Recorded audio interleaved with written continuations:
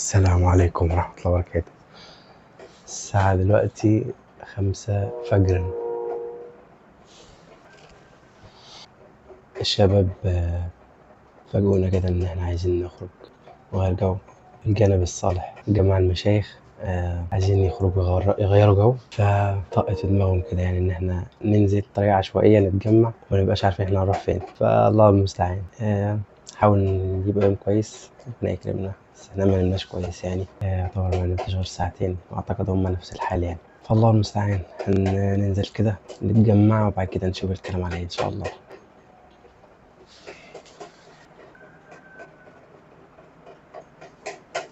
بس بتأكد من الأوتفيت. السلام عليكم. معرفش الموبايل المفروض انه 1080 بكسل الكاميرا الأمامية، بس هي مش مدية حتى 60 بكسل بتاع 60-20 بتاع زمان. بس ما علينا يعني. هنزل كده على عدي على عبد الرحمن صديقي الأول وننتظر على الناصية حتى يأتي الأستاذ عبد الله عشان ياخذنا بالسيارة. يعني هي العشوائية دي خطيرة شوية، لأن هي ممكن ما تظبطش إن أنت هتنزل كده وتسافر وانتش عارف وجهتك فين، انت كمان مش نايم كويس. معرفش، ساعات بقول صدف حلوة والحاجات اللي مش مترتبة دي ممكن تطلع كويسة، بس مش أكيدة 100% يعني. فالله المستعان. الأول الحمد لله على السلامة. جايب اللانش بوكس؟ جبت اللانش بوكس أهم حاجة. يلا ان شاء الله يوم عشوائي لذيذ ان شاء الله. ناخد البريك فاست قبل ما الرجاله تيجي. بريك فاست هيكون ايه ان شاء الله؟ بابا كينز. نضرب سندوتشين فول كده قبل ما ربنا ييسر يعني ان شاء الله. وباقي الشباب المتحمسين يحضروا ان شاء الله.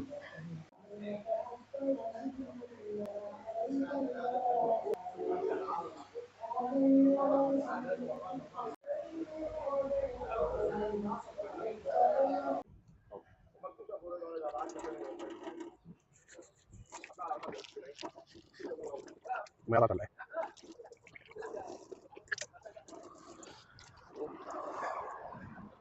بصراحة فعلا سبحان الله المظاهر خداعة يعني. الكوتش ده شكله تحفة وعجبني قوي واشتريته يعني مش رخيص يعني، بس مش مريح بالمرة، مش مريح خالص. ربنا يستر بقى كده ونكمل بيه اليوم. صباح الله خير. ايوه يا بيه. الطرف الأكثر حماسا هو اللي مأخرنا. لا لا يا باشا. انت نزلت ولا لسه؟ انت داخل عليا داخل عليا. انت لسه على السرير شكلك يا عبد الله. عبد الله انت لسه على السرير يا عبد الله. عد لحد 15 هتلاقينا 15. احنا بص، احنا عند شقتي. احنا اتمشينا كده. عند جنيد اللي هو عند شقتي. ماشي قشطة يا باشا. ما النهار طلع بقى، ما تضيعش الدنيا بقى، ما تضيعش اليوم. لا ابشر. ماشي. نشرب قهوة ولا ما نشربش؟ لا يعني حسنا ده من الكافيه، هنطلب قهوة نشربها ولا؟ ايوه خلاص يبقى نطلب قهوة كده نشربها قبل ما انت تيجي. عليك. ماشي يلا سلام.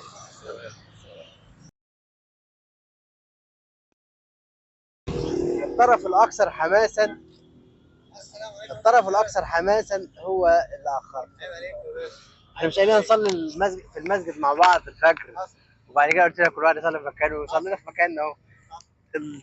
البان كان استنى، الناس هتصلي خلصت الشروق.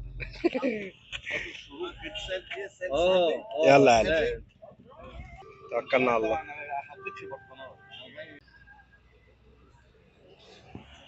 بسم الله.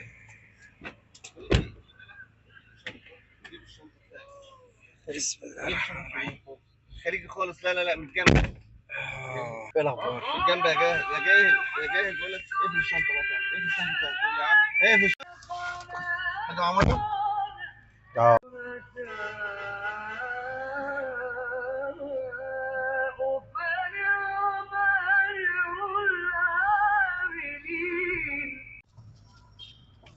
يسبحون بحمد ربهم هم مصطفى اتحرك.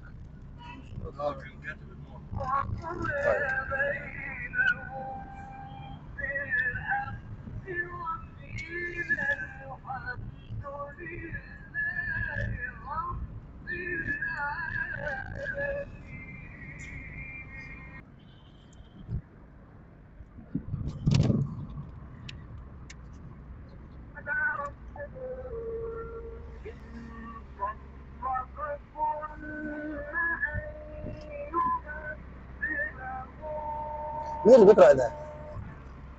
الشيخ مين ده يا جماعة؟ الله أكبر، رهيب. ده أحلى واحد يا جماعة.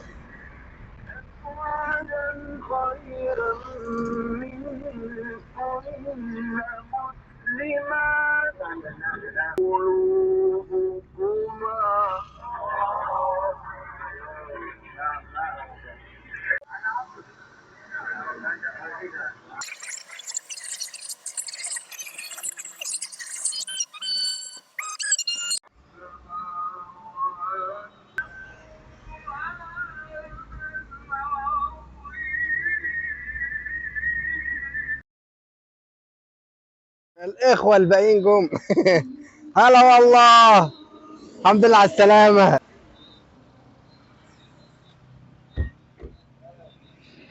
السلام عليكم. ماشي حبيبي، ايه الاخبار؟ ايه الاخبار؟ الله يعزك، ربنا يبارك فيك. عامل ايه؟ اخبارك ايه؟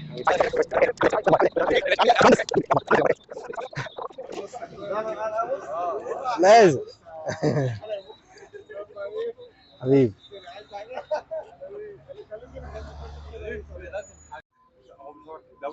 الحمد لله على السلامة. لا بصوركم. يلا ماشي، اتفضل اتفضل. اركب يا عبد ده، اركب. لا توكلنا على الله. انا رمينا في الازاز بره عشان تعرف تصور. يا سلام. الله متشكر يا استاذ عبد الله والله. الشيخ محمد عمران، ايوه ان شاء الله.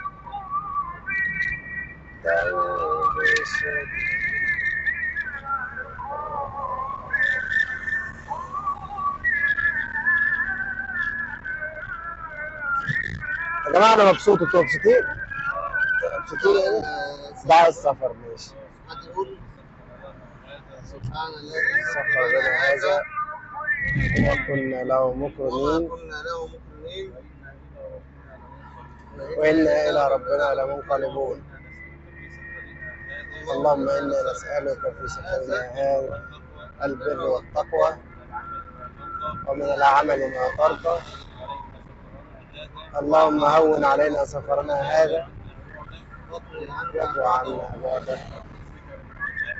اللهم إنا نعوذ بك من وعثاء السفر وكآبة المنظر وسوء المنقلب في المال والأهل.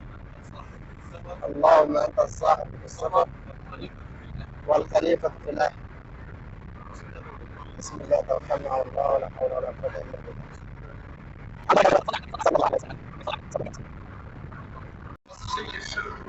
لا حبيبي، أنا كنت عارف ألم من الحماس والله، عمال متشوق يعني.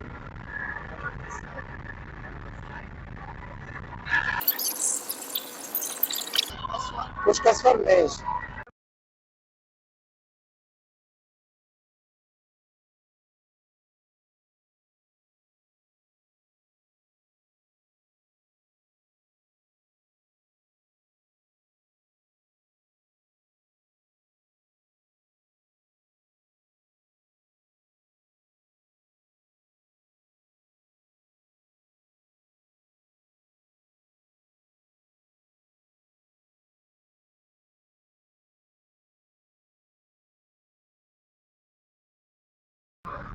انا بقول لك يعني هي الموضوع بتاع تربيه الدواجن ده خطير جدا، ومش يعني مثلا ايه بالظبط. وفي دايره المعارف هتلقى مثلا اللي بتظبط معاهم قليل جدا. يعني لو انت مثلا عندك مثلا 10 تعرفهم، واحد هو اللي واحد ومش دايما برضه، دوره ودوره. هي بتقاس بقى بالايه؟ بالسنه. بس ده لو معاك انت سيوله ماليه بقى، مع التكلفه بقى للاسف العاليه. عد الاول.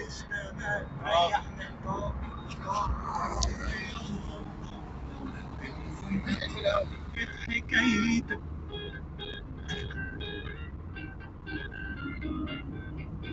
المشكله الحوار ده هيحذر لي الفيديو على يسألوني عنه دايما لو نزلت على ايه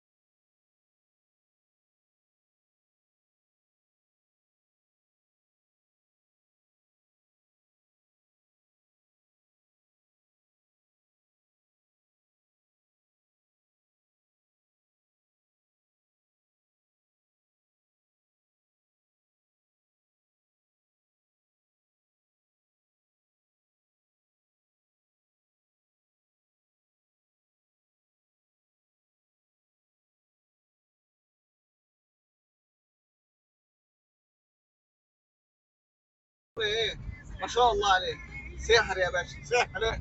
الراجل ما كملش كلامه. ما تهزرش. واحد تيك توك عايز يطلع من الطريق كده اللي في النص، رجع على العربيه التويوتا. يا نهار ابيض. الله يصرف صراحه. يعني انتوا لسه بتتكلموا وده حصل؟ لا بعد الكلام صراحه المفعول يعني بعد ما خلص كلام المفعول يشتغل. بس انتوا شايفين قدام عينيكم. انا شفته قدام عينيا. يا الله. ده الشخص ده مين عشان خاطر نخاف؟ حطه في الليسته عشان نخاف عشان عندنا لسه. بس احنا عندنا حد كده جميل برضه، حد جميل. في الازاز بسرعه. سيب انت سيب انت. انا مش قادر. خلي بالك انت بقى على ميلك كده في الحته دي. بسم الله، ايه ده الصعبه دي؟ هو الرصاص ده بيطلع قدام ولا مش عارف؟ ايه ده؟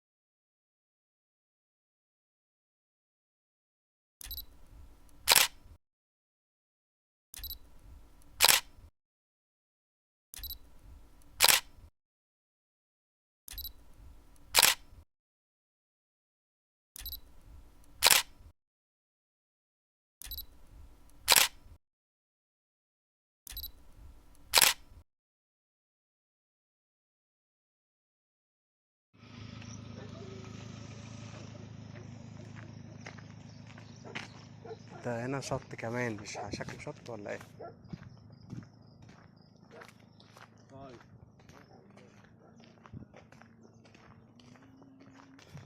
السلام عليكم. ازيك يا باشا؟ ايه الاخبار؟ طمنا عليك. الحمد لله. كنا عايزين نسال الاخبار هنا ايه، في شط ولا حمام سباحه؟ اتفضل شوف. مفيش، لا حمام سباحه مفيش. هو الشط بتاع البحيره. الشط بتاعها رملي رملي يعني. والله. النص من هنا احنا عاملين صدادات. الفرد بكام؟ رسم الدخول 50 جنيه الفرد كبير، لو في تمام. اطفال ما ناخدش. تمام 50 جنيه والمشاريب بقى والدنيا جوه. المشاريب بقى انت تشوف انت هتعمل ايه. طيب تمام زي الفل. خلاص ماشي، هنكلم الشباب بس. طب ولو في حاجه جوه كده في غرف دليفري. تمام. المطعم قريب من هنا يعني، حاجه نظيفه يعني، مش جميل قوي. تمام ماشي. عايز كفته عايز فراخ كده اللي انت عايزه. طب ينفع نبص بس على الميه؟ يا باشا اتفضل. تسلم الله يعزك. هنبص على الميه كده نشوف الدنيا. تسلم. ماشي يا باشا، على خير على خير. تسلم. دي جميلة قوي المية لو نظيفة. أنا بالنسبة لي المية لو نظيفة، ما هو بس المية لو نظيفة عند الشط بيبقى أحسن. السلام عليكم. ازيك يا عمي؟ ازيك؟ طمنا عليك. بص على المية كده على الإذن. ان شاء الله. لا شباب يعني كلنا. تسلم. ده كفايه الفيو يا عم الحاج. بص العقبه. لا يا راجل، لا ده جدا، الميه سيئه جدا والله. اي بس هو بصراحه التحفه الفيو ولو شط الرمايه نضيفه يعني خير. عشان نشوف حته فيها الاثنين. نسوي الله يعزك يا عم. تسلم بنشوف نفسها. نشوف نفسها حبيبي يا عم. اي عمر منصوره احسن ناس طبعا ومنورنا. حبيبي يا عم. السلام عليكم. سلام حبيبي. ان شاء الله والله ما شاء الله المكان جميل والله. الله يخليك يا عم. تسلم. السلام عليكم. السلام عليكم. لا تمام كده احنا عرفنا النظام ان شاء الله. تسلم يا عم الله يعزك. تمام ماشي حبيبي. تسلم. السلام عليكم. الله يخليك. ده ضروري ده بس ايه بس الزمن جرى عليه. جميل بس شكله عجوز يعني. يلا خير. السلام عليكم. بص يا صاحبي هو الدخول هنا 50 جنيه بس الميه مش شايف؟ انا عندي فيلا جاكوزا. لو كان طول زيد يا مدير طول طبعا انا ما تعرفش ما تشغلش الدقايق يعني طول وخليك مستمتع بالطبيعه. ايوه بصراحه ما شاء الله. انا اطول احنا هنروح حته ان شاء الله اسمها ملك تونس. ملاك تونس لسه قدامي يعني.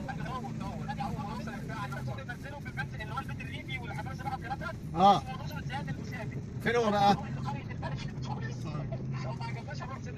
فين بقى؟ ماشي حلو هنزل المسافر ده. طب نروحه طيب. ماشي ما هنشوف ده الاول. الغرفه ب 12000. ايوه صح ما هو عشان مسافر راجع بالدولارات. ايوه عشان جاي من بعيد.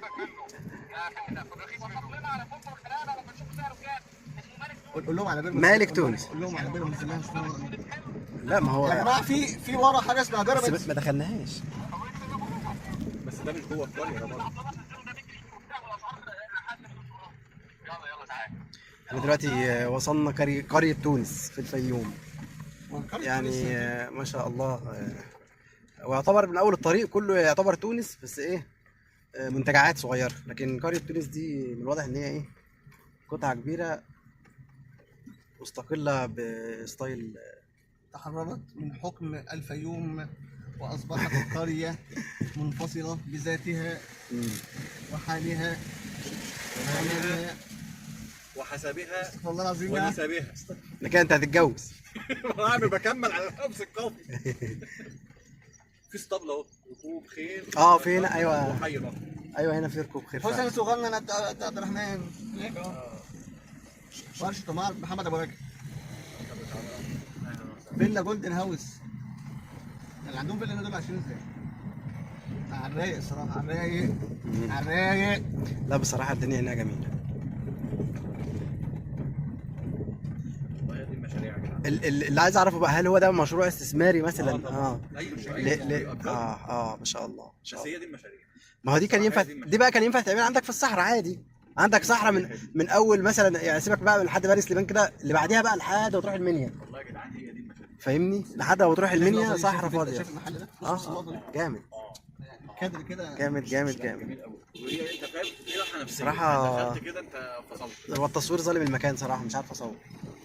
طب عادي كمل من عندك. بس تمام. الله بص الاوتيل ده تحس كده ان انت ايه في حته في ميلانو في ايطاليا. تصدق. السلام عليكم. نفس الستايل. محمد انت الناس فاكرك سوري. الراجل بيقول لي ده الراجل اللي هو ده مجدي الصوت صح؟ والله. مين يا عم ده سويفي يا عم. مين اللي قال لك؟ الراجل ده اللي كان معايا. لا يا محمد بن سويفي يا عم صباح الخير. اللي هو بشورت اللي هو لا انا. الراجل بيقول لي الراجل مجدي جوه سعودي. قال لك بقى رزقت الراجل السعودي. طال عمره امال فين العجال يا طويل العمر. افتح الشباك يا عبد الله. أسلاك شائكة. يبدو أن هناك ديناصورات خلف هذه الأسلاك. ايه الدنيا؟ لازم حجز؟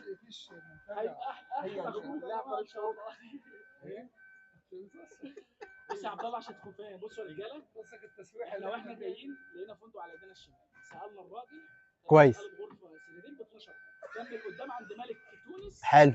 ربنا يرحمه ويرحمنا جميعا. دخلنا ملك تونس حمام السباحه اللي هم الكبار والله مقبره صغنون خالص، حاجه صغيره كده. طب ما حلو، احنا ما بنعرفش نعوم. هو ده المطلوب. صغنون خالص، مفيش خالص، ما ينفعش. اه المهم قال لي لو انتوا عاوزين تذكره تقعدوا في حمص روحوا الكراسي اللي قدامها كده 300 جنيه. طب هنفضل للفرد يعني. الغرفه قاعد محترم في الغرفه ب 2000 جنيه بتشيك سرير. قال لي ممكن اقعد معاكم وقت ما يبقى غرفتين ب 4000 جنيه عشان ايه؟ يعني مفيش يعني عشان ايه طيب؟ لا ده احنا نرجع بقى ب 700 جنيه. لا اقول طب اسمع. اكمل قلت له بص احنا عاوزين نقضي يوم يكون فيه اكوا بارك عشان مراجيح، حمام سباحه كبير. اكوا بارك حلو كده، يكون فيه اكل وشرب جنبينا ونقضي يوم. ايوه. قال لي بقى سيبك من كل ده، هتطلع انت على الطريق الثاني اللي بره. تمام يا باشا. قال لي بحط الكلام على دي كلمه. هتكمل على طول ربع ساعه هتلاقي اكوا بارك. قلت له اسمها ايه؟ قال لي هي اسمها اكوا بارك. الله، فانت يا باشا شويه مراجيح. احنا فايتانا اصلا ازاي اكوا بارك اصلا. سالنا برضه احنا جايين في بلد ب 250 جنيه. ما هو الحمام سباحه كبير يعني. ما دخلناش بصراحه. فين هو؟ تعالى نروح. طب بقول لك ايه، طب ما تخلينا في الاكوا بارك. لا يلا كوكي بارك. انا اه على حاجه مش كده واحنا راجعين. صح لو فاكس نبقى نرجع على تعالى يا باشا نروح نعدي عليه الاول. هو ده الكلام، الشعار، احنا بنستمتع.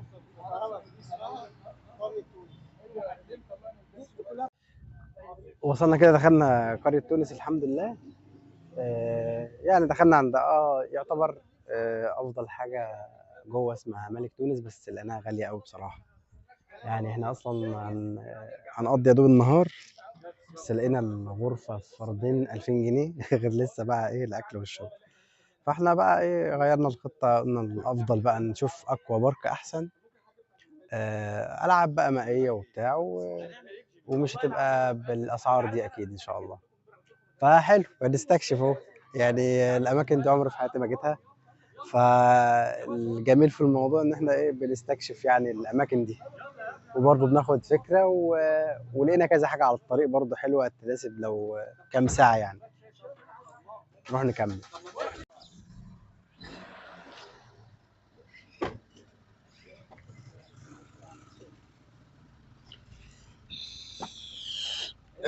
يلا بينا، بسم الله.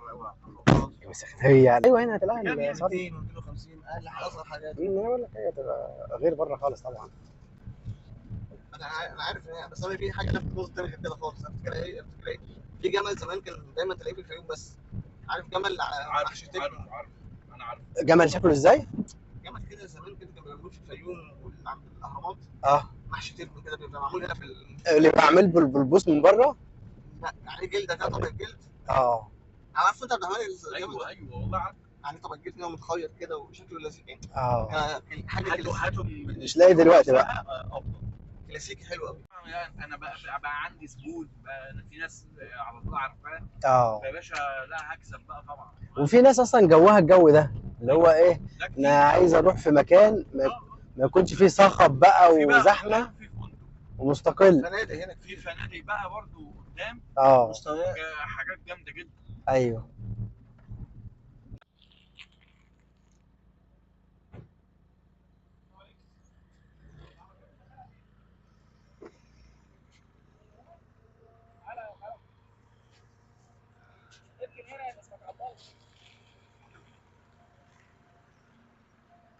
وصلنا بفضل الله كده قرية فيها أكوا بارك. يعني فيها حمامات سباحة وألعاب أكوا، وكمان شاملة الفطار يعني.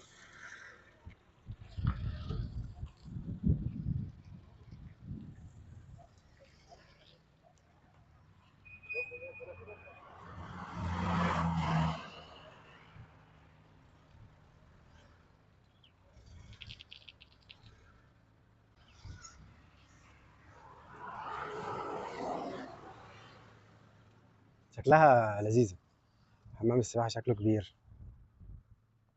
طيب توكل على الله.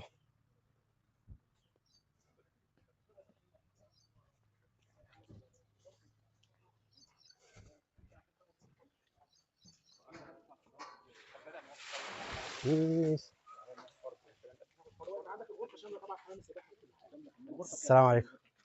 ماشي. تعمل لها بتاع 3. طب احنا عندنا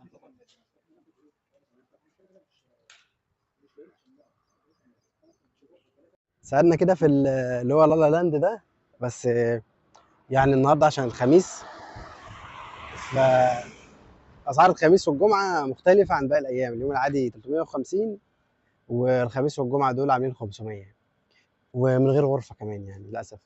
الغرفه عامل لها 3000 جنيه وفردين بس. فقلنا برضو مش مشكله، احنا خدنا فكره يعني كل ما بنيجي كده لجوه في حاجات انضف وارخص يعني. اعتقد الفندق ده لذيذ قوي، تبع برضه لالا لاند برضه، ولا اسمه ايه؟ لا ده اسمه لوريت اوتيل يعني، بس جوه حمامات سباحه وكده. فهنشوف هنا، قالوا لنا هنا ارخص شويه وشاليه بقى يعني، مش غرف، دي شاليهات، والشاليه ارخص. فهنشوف برضه، هنسال جوه كده ونشوف ربنا ييسر.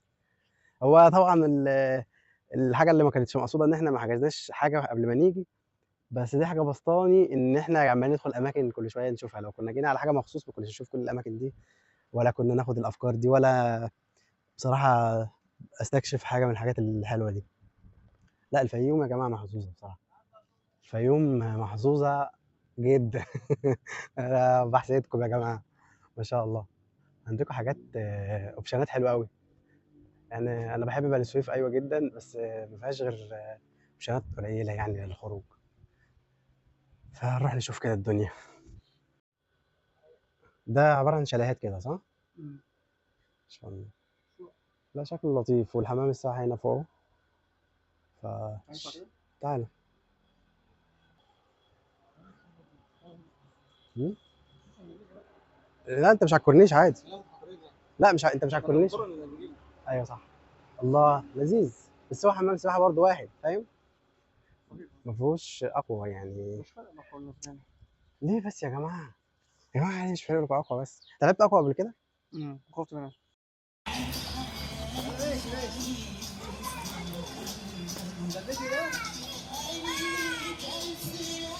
خلي بالك من اقوى بسرعه.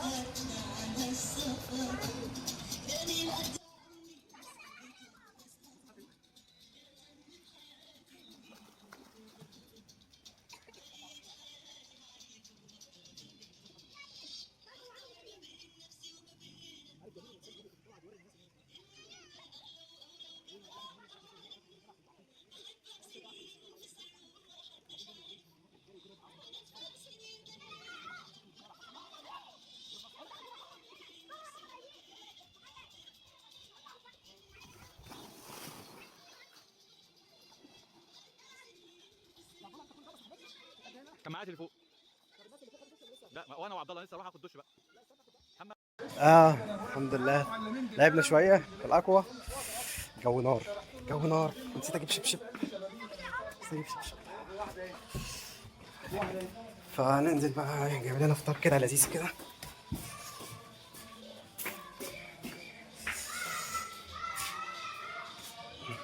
جايب لنا فطار كده بلدي، هنفطر على البسين. شكل اليوم هيبقى حلو يا جماعه، شكل اليوم حلو، ولحد دلوقتي اليوم جميل. نلحق كده نروح نفطر. بسم الله. بتاع حرفيا النهارده درجه الحراره عاليه جدا، فاليوم كان مناسب فعلا اننا ننزل اليوم في الميه. يعني اليوم ده ما كانش ينفع لا يبقى في شغل ولا في بيت. الحمد لله رب العالمين يعني.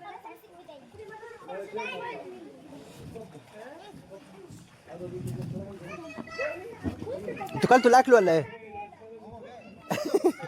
كلت الاكل خلاص هاكل عادي، ما ينفعش اكل باللبس ده؟ اه ما انا عشان بس مصطفى لما لقيتكم بتقولوا متاخرين على الفطار فقلت عادي افطر واطلع اخد دش يعني. مين اللي بقى فاضل جوه؟ هو مصطفى، ومصطفى معاه تليفون بس حد في الشغل. عبده ايه اخبار اليوم؟ لا تمام جميل، يوم لذيذ خالص. 100 100 الحمد لله. يعني جاي هنا كل شويه؟ لا مش ناوي يعني. يا فرهاد طب انا اجيب.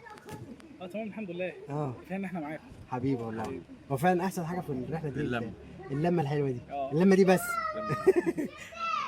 صاحب الفكره العظيمه. مش هظبط الكلام. في من ده اي ايفنت في من ده اتكلم بس ابو سعيد على طول. هو اللي بيفتح نفسنا على الحاجات الحلوه دي. يعني من بعد ما عندنا هنعمل ايه طيب؟ حبيبي يا عم ربنا يزيدك بالزيد. عارف التواضع، مش عارف عايز مني ايه التواضع. الرجاله فوق لسه مش ظاهرين. ها؟ مش ظاهر. المفروض يبقى في مروحه ولا حاجه، صح؟ دور بيأذن.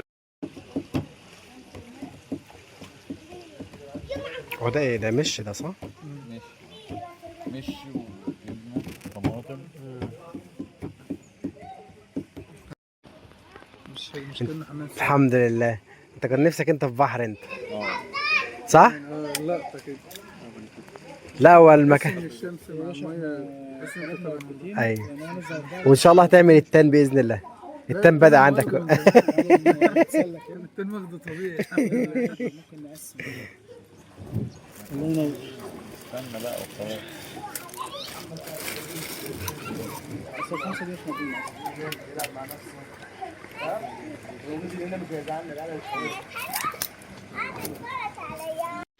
الحمد لله رب العالمين. فطرنا كده وخلاص الظهر أذن. ان شاء الله نصلي. يعني الجميل بقى ان الواحد عشان كده طلع من بدري، فاليوم فيه بركه الحمد لله، لذيذ قوي. يعني بصراحه الواحد حاسس ان عدى وقت طويل وفي الاخر لقينا الظهر لسه ما اذنش اصلا يعني.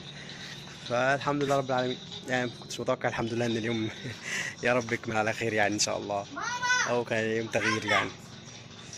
في فيو هنا حلو قوي بس مش عارف اعرف اجيبه ولا لا بسبب الشمس.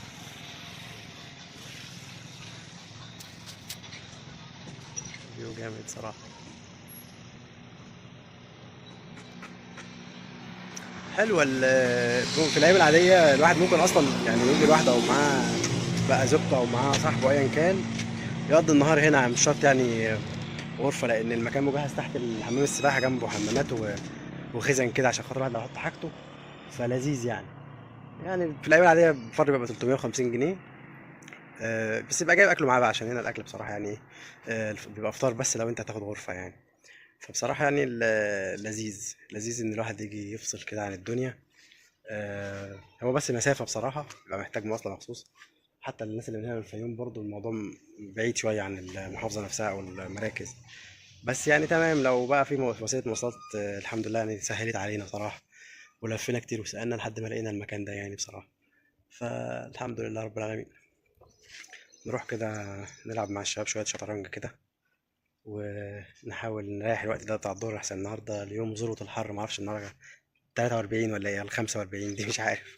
حر جدا فعلا. فنريح شويه كده بقى ايه لحد ما الجو يهدى شويه. ممكن ننام شويه عشان مش نايمين غير ساعتين، وان شاء الله نقوم نكمل يعني اما الجو يهدى يعني.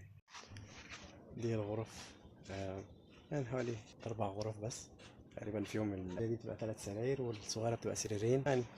بقول لو الأوضة تقريبا بتبقى فردين وطفل أو 3 وطفل بحوالي 2400 جنيه يعني. يوم بقى لو الواحد هيبيت يعني، فمش بطالة يعني. بس احنا عشان جايين ايه يوم واحد كده، عملنا ديل معاهم ان احنا خدنا بس ايه اللي هو يعتبر هنقعد فترة النهار ونمشي بالليل ان شاء الله.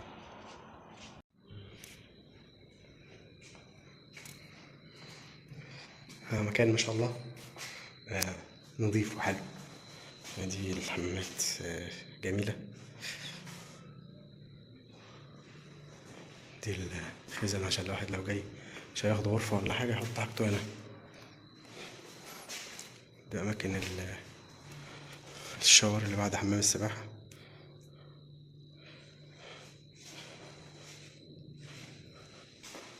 لطيف.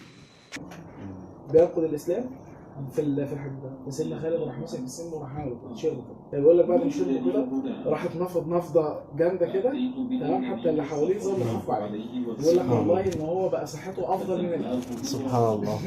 يعني بيقول لك بعد شرب السن صحته بقت احسن من الاول. هو خد مناعه اكتر. هي الفكره كلها ان هو سبحان الله اللي هو قلبه مطمئن بالايمان. ادام النبي صلى الله عليه وسلم قال كده واحد هو يعمله خلاص عادي. ايوه. اقول لك على حاجه، انا شفت واحد حديث، شفت سيدنا خالد الوليد ده يا جدعان القصه تاني صورة انا سمعت له الشيخ سمير مصطفى. ايه يا جدعان ده الراجل ده هم دول كسر في يده 9 اسيوف ثم وجد حلة. دي يقول لك مسك الحلة لما ملقاش سيوف قدامه، كسر 9 سيوف. مسك الحلة ونزل في يعني اللي يسمعوا لو تعالوا مثلا 12 كيلو السيف ده مش قليل. ده بقول لك 30 عام. في ناس بقول لك في واحد 30 كيلو في تركيا اللي هو في تركيا ده 32 كيلو. هو اصلا حتى لو 12 كيلو انا عاوزك تمسك دمبل 10 كيلو. 32 كيلو. انت امسك دمبل 10 بس، امسك دمبل 10 واقعد من الفجر، من بعد صلاه الفجر لحد بيقول لك لحد ما يحلو الليل اللي هو اسمه لحد الغروب، انت امسك 10 كيلو بس مش 30 كيلو ولا 12 صح جدا. واقعد اشتغل كده. هو شغال كده 12 ساعه من الفجر لحد حاجه. لا الناس بقول لك كان يجيب الاسهم ويحطها في العمه بتاعته كده، كان مرعب. وكان مثلا بيقول لك كان ايه في معظم الغزوات زي ما بنشوف كده دلوقتي في افلام الاجنبيه اللي هو ايه، واحد قوي من هنا بيدخل واحد قوي من هنا. ده كان عرف دايما، كان عرف ينهي الحرب بيها. بقول لك جايب لا ده كان في مره ايه اللي هو ايه بعتوا له اقوى حد ضخم، فكان خلاص ميعاد اكله، فتعالى المبارز، فبقول لك راح خلص عليه بضربه واحده وراح قاعد عليه هاتوا لي الاكل. بقول لك قاعد كل عليه يعني قاعد الحاجات دي محموده، عزيمه نفسيه. الحاجات دي محموده في الموقف ده بس. في الحروب سيدنا ابو دجانه لما كان بيربط شريطه حمراء كده كويس، فكان في الغزوه مع النبي صلى الله عليه وسلم، وسيدنا ابو دجانه كان ماهر قوي في استخدام الفرس. فيستخدم الفرس بتاعه بطريقه فيها ايه؟ استعرض النبي صلى الله عليه وسلم قال في الموقف ده بس، او كما قال النبي صلى الله عليه وسلم، لان الحاجات اللي فيها رعب للعدو هو ده موقفها، انما غير كده لا. لذلك انا مع اخواتي الصغيرين عبد الله وغيره لما بغلب شطرنج بحاول اعلمهم التواضع عشان الرجل القول والفعل. عايز بص سيف من السيوف دول. عاوز اعرف. لا والله انا عاوز اعرف بس يعني انت ظبطت معاه ازاي؟ عملت له سحر يعني ولا ايه؟ مش فاهم والله ولا اي حاجه. زي الفطيره ادانا الوجبه ب 30%، هو جاب 2 منه. ايوه انت عم تعمل سحر الناس يعني ولا ايه؟ او انت بتدفع من جيبك وبتضحك عليهم. والله الكرتونه دي فيها كام واحده؟ والله ما اعرف الكرتونه فيها كام واحده. انت جبت كرتونه؟ انا جبت كل واحده. بص الكرتونه فيها 12، هو جاب 6 حسبها له زي على 10 جنيه واحنا واخدين 6 تحت في 30. انت ساحر والله مش شيء قد وقر في قلبه، هو عمال يقول لك سيبها على الله سيبها على الله. في حاجه انت والله ما في حاجه كده. انت مخوت ولا انت دافع من جيبك؟ والله ما دافع من جيبي. قلبكم بالله على بس خلاص الله يبارك لك، احنا هنكمل معاه النهارده على كده. يا عبد الله انا عايز افهم بس ما مسكتش انت الحسابات من الصبح؟ لا مؤاخذه يا عبد الله، على فكره هو خريج تجاره اصلا، خريج تجاره. لا سام اقول لك يعني ايه الدنيا بتاع يا عم خلاص يا عم كذا اتولى المهمه من الان. تمام. انا هحط له حاجه ميزانيه، انا معايا 100 جنيه. عايزك تروق عليا. اصل انا خدت من المشتريات، انا بتاع مشتريات اساسا اصلا يعني تفاوض بقى وكده. والله مش تفاوض عادي يعني نيجوشيشنز.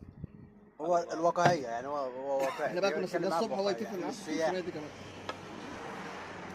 انا احنا عرفت في مصر كل واحد يعني هوائي بيعمل بمزاجه، السعر كذا فكل الناس هنا بمزاجها، كل واحد شغال بمزاجه.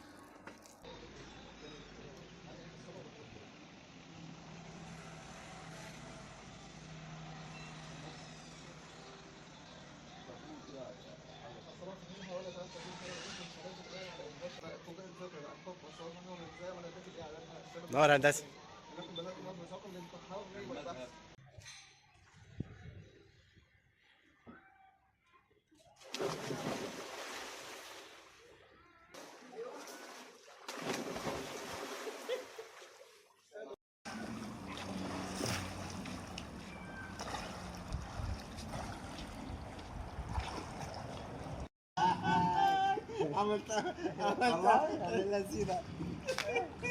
طبعا انا جالي شد مش قادر انزل، فقلت اصورهم. بس احنا كنا خاربين الدنيا الصبح، يا جدعان. وده باشمهندس مصطفى تمساح النيل. هي اتنين هتبقى صعبه بس مش مشكله، خلي ايوه الاتنين مع بعض. لا هي اتنين حضرتك تمسك واحد بس انت مش اللي هيرمي الكوره ده مش هتعرف تاخدها منه. ايوه تعالى بقى. ايوه قبل على اليمين قبل على اليمين. ارمي الكوره ما تقعدش في ايدك كل ده. انت بتفوت يا شيخ. الكوره وصلت سريع.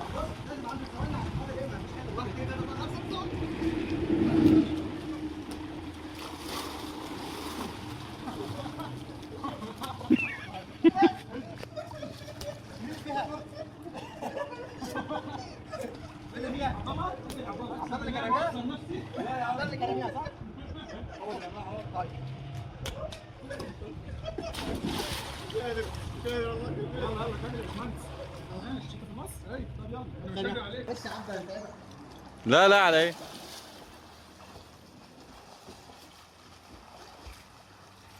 مكاني ولا ايه؟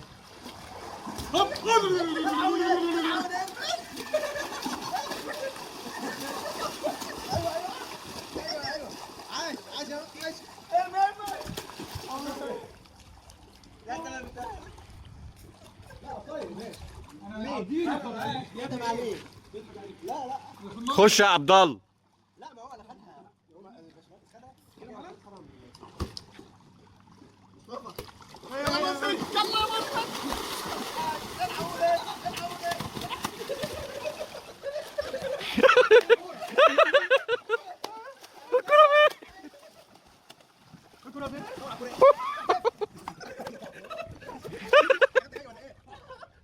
انت زنقين الراجل زنق.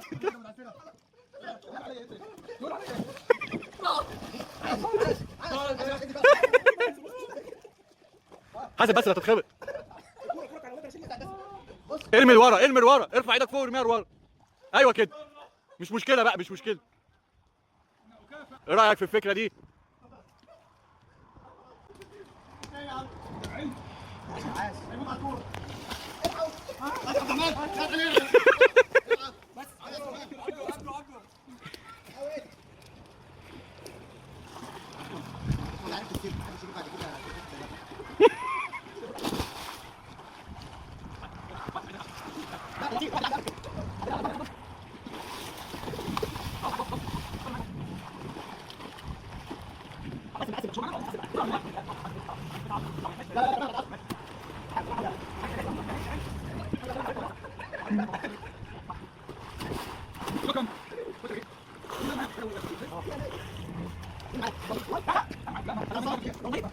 ايه ده معايا معايا.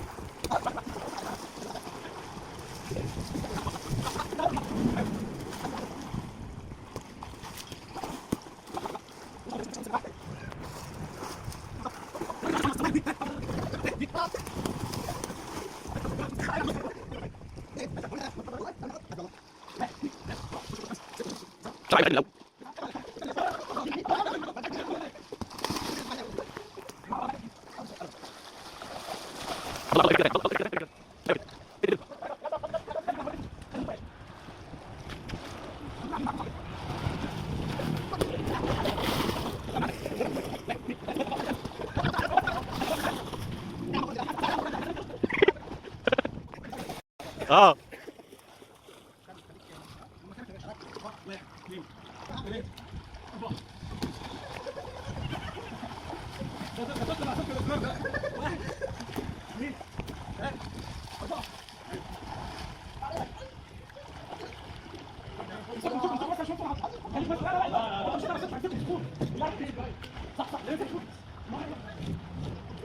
انت بتطلع من هنا يا ابو سيد.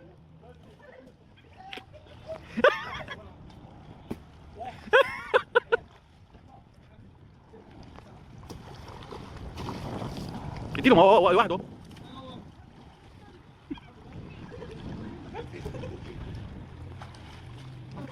طب ما كده 10 دقايق حلوه اهي.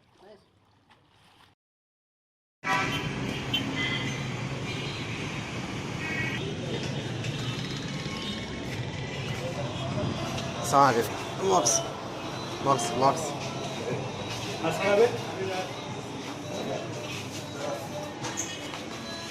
مطعم اسمه أفندينا.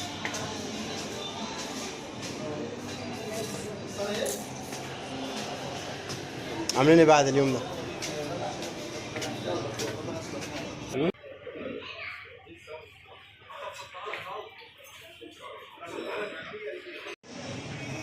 نختم اليوم الحلو ده بأكلة سمك كده بإذن الله تعالى. مستعدين للفوسفور.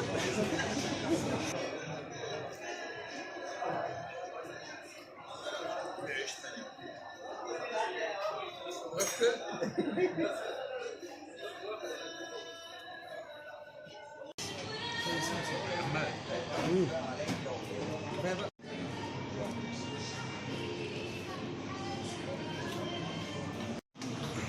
بحمد الله. السلام عليكم.